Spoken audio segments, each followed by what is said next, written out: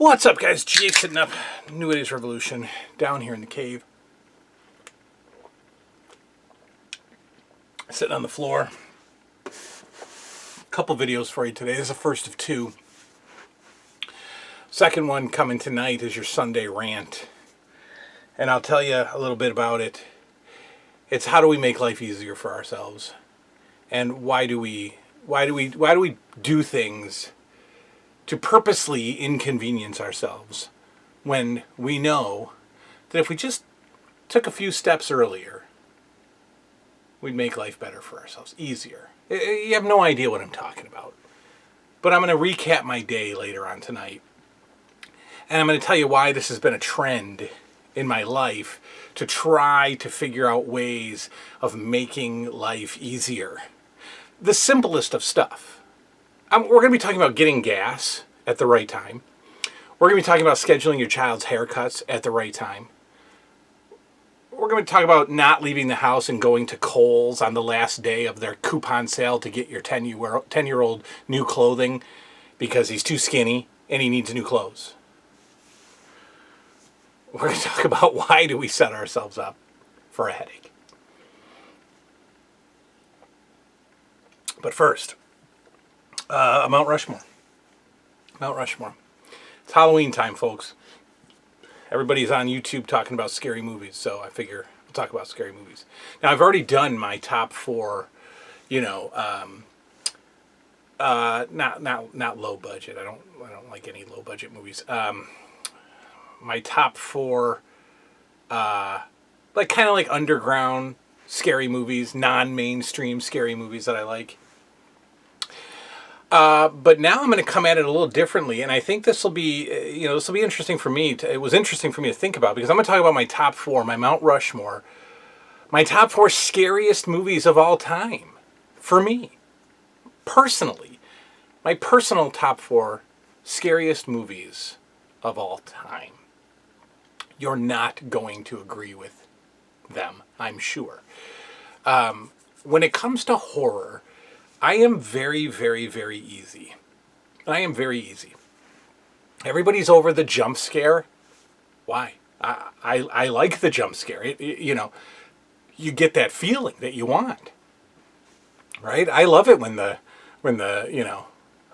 girl's looking in the mirror in the bathroom, everything's fine, and she goes like this, washes her face, comes up, blah!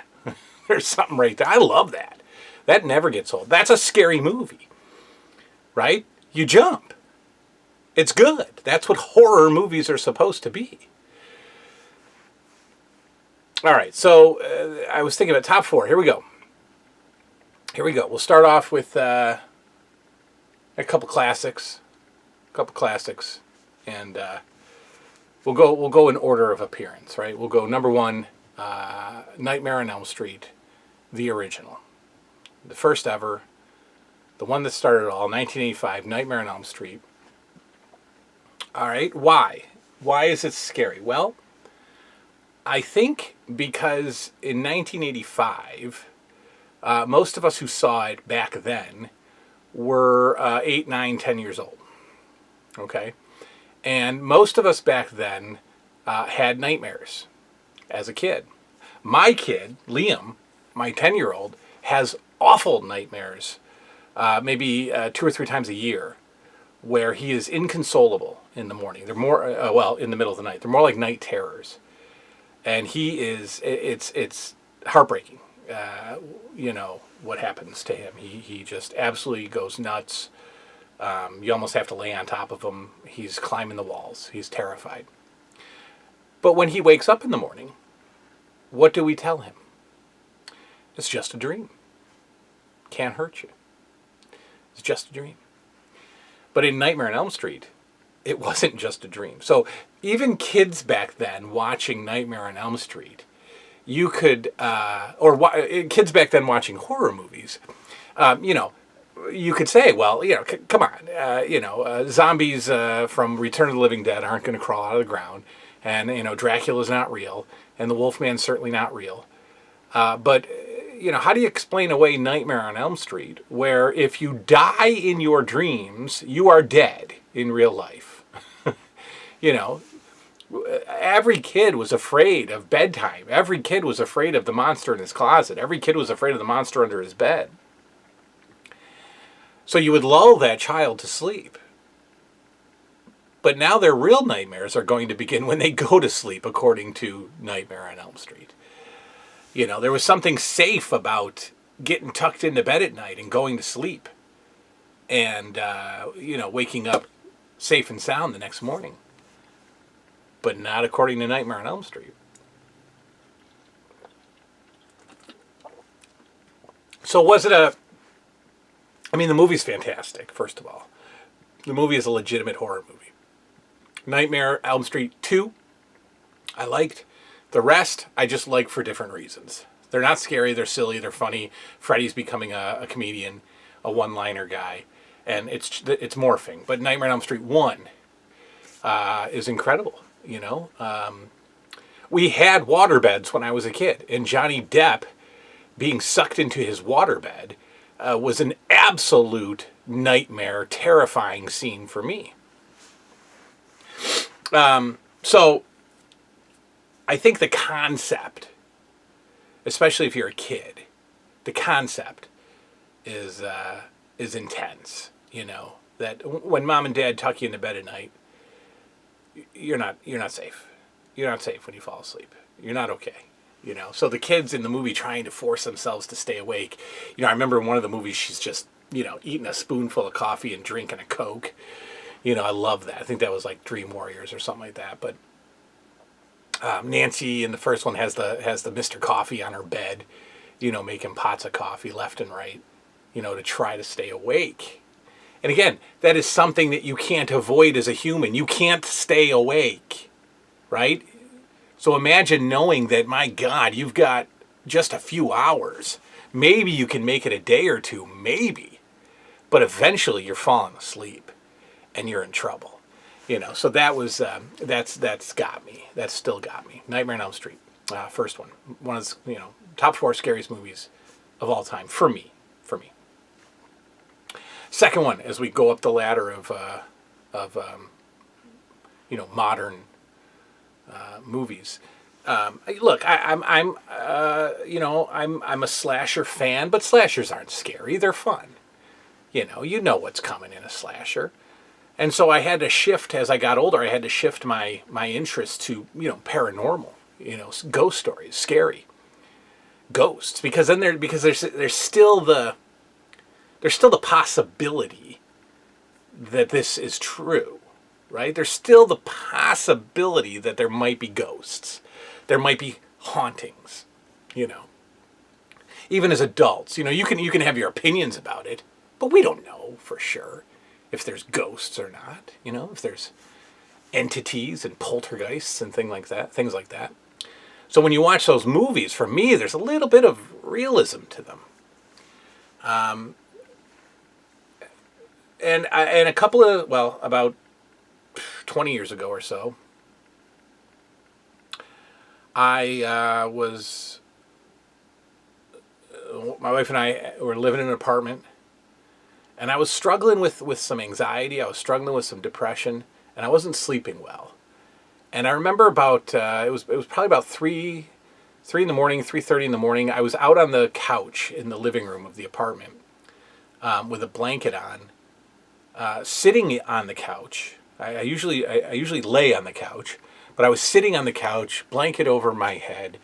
And, this is the cable TV days or whatever. So, one of the cable stations had Ju-on or Yuan, however it's pronounced.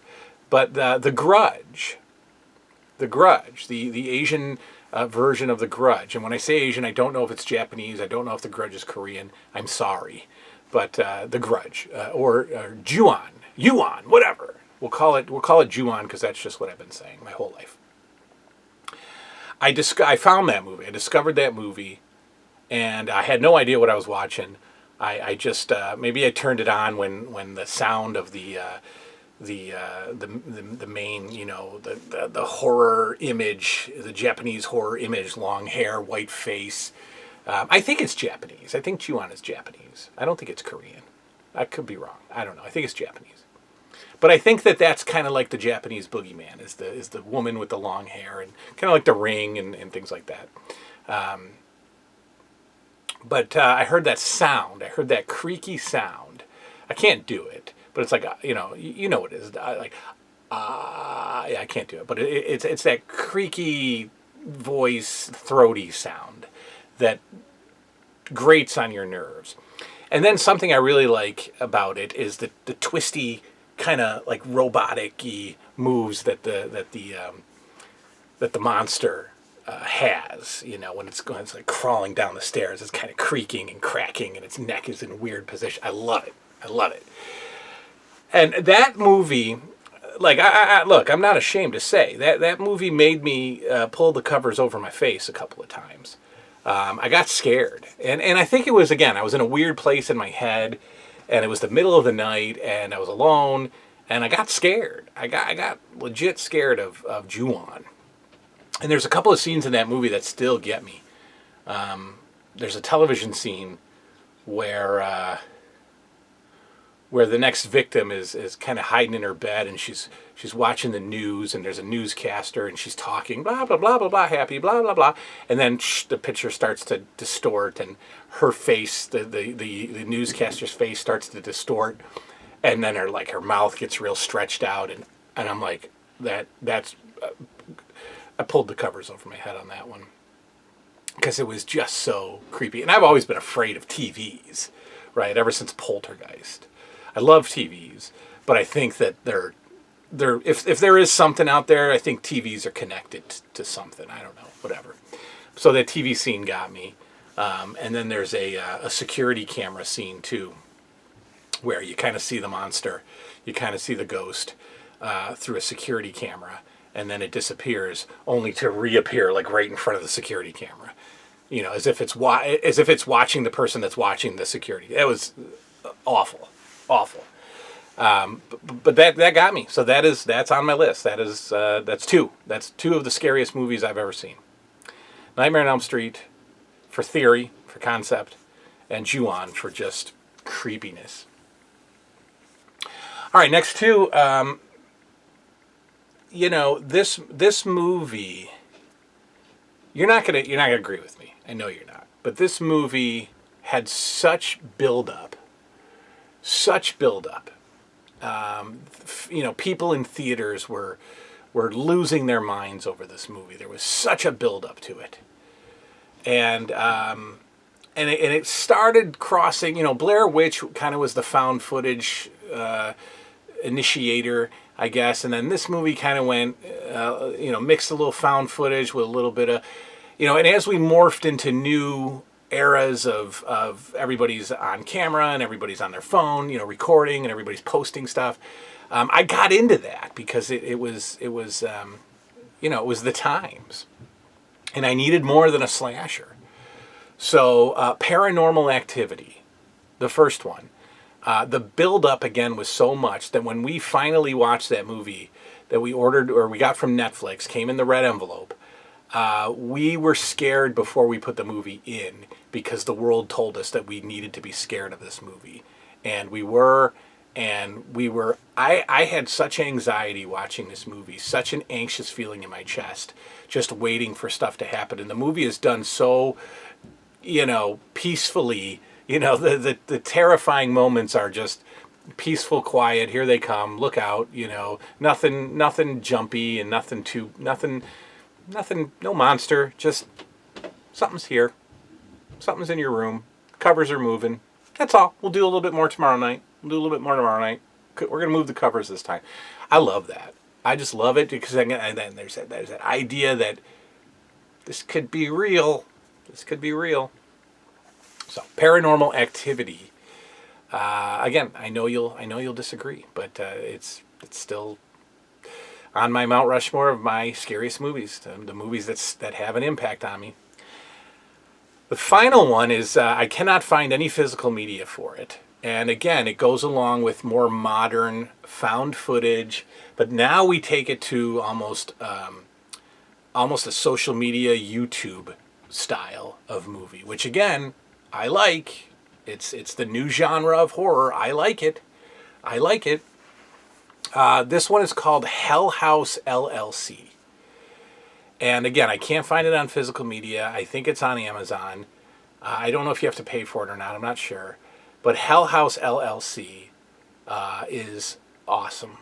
It's awesome. And it's only got like 6.5 on, the Rotten Tomatoes or whatever. And again, I'm convinced that the reviews are just from people who just can't be pleased. Like, what do you want?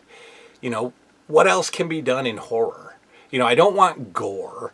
I don't need, abuse. I don't need assaults. So I don't like The Purge, and I don't like the weird, what are they called? The weirdos or something? No. What are they called? Freaks? Not freaks.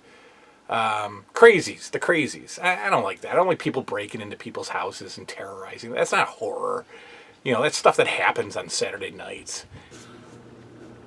So Hell House LLC is... All right, so basically, it's kind of a streamer. It kind of insinuates in its YouTube. But anyway, almost like this ghost hunting crew or this investigator crew that streams starts investigating this hotel that had like almost like a like this mass murderous event. There was a concert there or like they do, it was like it wasn't a concert, it was a haunted, like a haunted house tour. And, several years earlier, it's been closed, it's closed because of what happened 15 years earlier or 10 years earlier or whatever. And where they, they were doing this haunted house tour and many, many, many people died. Many people died. Something went wrong and people died. And it really reminded me of, what was it? What was it in like the 80s or 90s when that band was playing in that, was it like White Lion or Great White or something like that? They were playing at a place and the place caught on fire and so many people died. And, it was kind of like that. I'm sure the two weren't connected, but it was like, but anyway, this group goes in, of YouTubers, streamers, whatever, and investigates. And, they're going to set up shop there, they're going to sleep there, they're going to investigate. And, oh my goodness, there's just so many, so many of those jump scares, so many creepy look behind you kind of deals. I love it. I love it. I love it. I love it. You got to watch it till the end. Good stuff happens at the very last, at the end. And it's just becoming my kind of horror now. Yes, I'll always be partial to, the slashers and obviously 80s horror and I love, ghost houses. I can always watch a good ghost house movie without a doubt. Family trying to get away from the city moves to their, a busted up old cabin that they got for $49.99 off of some real estate website. Why is it so cheap? Well, we don't know. And then of course it's it's haunted. But I love those stories. I love those. Amityville was kind of the one that started it off for me. But I love that style. But this new found footage streamer. I watched a lot of movies that were about the internet and about Unfriended is a good one, and there's a horror movie called The Host that was just all done on Zoom. And now I think The Barbarian that's out in theaters is about a Airbnb that goes wrong, and I like that too. I'm cool with that. I don't even though I'm Mr. Throwback. I'm down with that. So anyway, that's it. That's my list of my personal top 4 scary movies. And you guys always leave tremendous comments. These comments are important because I want to watch some more. So give me some scary movies that may or may not be mainstream, and I want to get some of your ideas. So Nightmare on Elm Street, Ju-on or Yuan, The Grudge. That's nice. My children. Paranormal Activity. And Hell House LLC. That's it. That's my list. I love those. So that's that. All right. We'll see y'all next time. I got a little rant coming in a little bit. Good night now.